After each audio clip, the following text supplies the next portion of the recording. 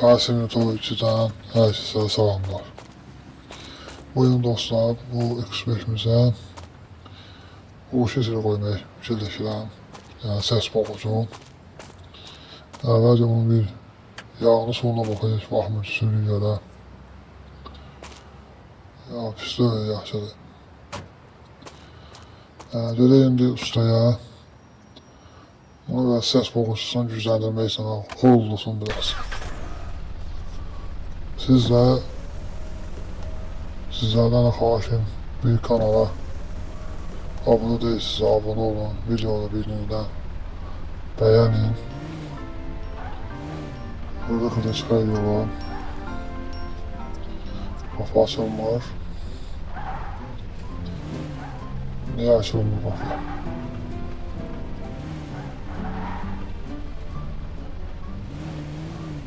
Ha, açıldı. Gedək dostlar, burada yəni polis var. Bu maşın da bir gün tutulacaq. Polis aparacaq maşını. O görürsən neçə klipoya gəlmə meydançasından çıxır. Onu da heç bilmirəm. Çox da bu maşından video çəkən yoxdur. Görə tutulanın ağlı falanına inir. Yəni nadir tapantadır. Öyle değil.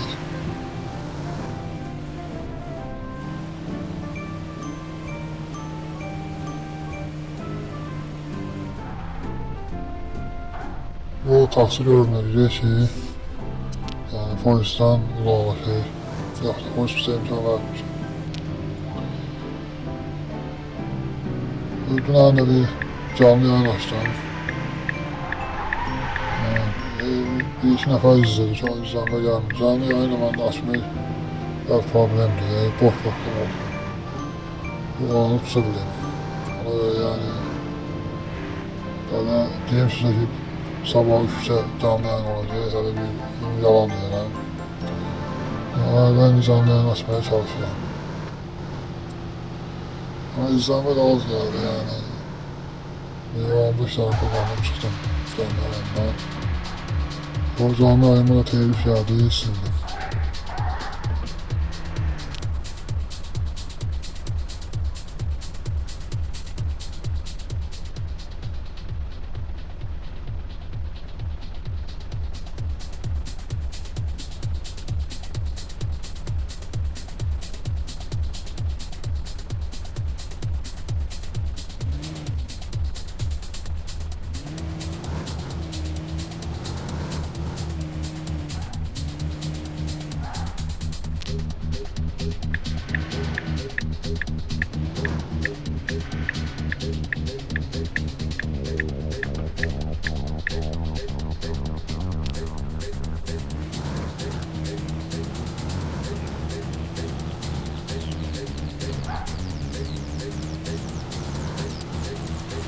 Millions were actors grateful for the chance they have been given to live in freedom. Değerli dostlar, Ramazan Usta'nın yanına. Ramazan!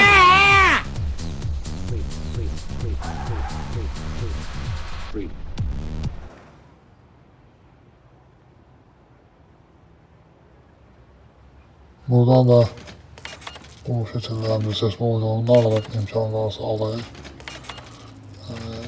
Hamsını alabilmeliyiz, yarışlara girmezsen onu da kim bilirəm. Şimdi test edək bilək necə olur.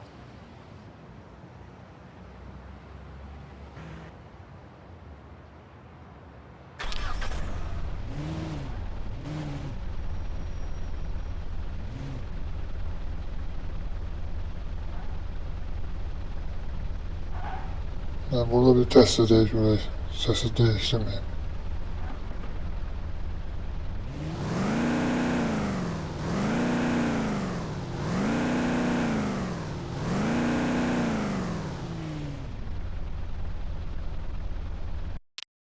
Bu trafiki yani söndürək. Yani burada balıcı sürə görək necə olur.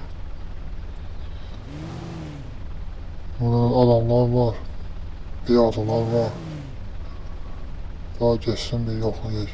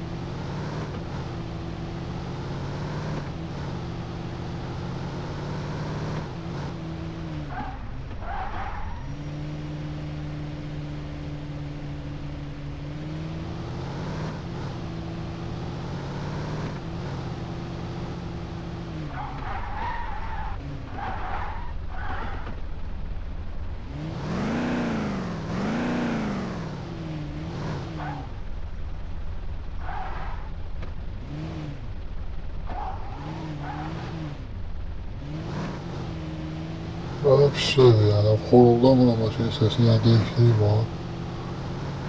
Yani geyler üstü vay bir yağacak. Ama yani hallediyse yaxşısıdır. Oyunda olsa ses meselesi korulma qabili zayıfdır. Yani bu kadar yeter.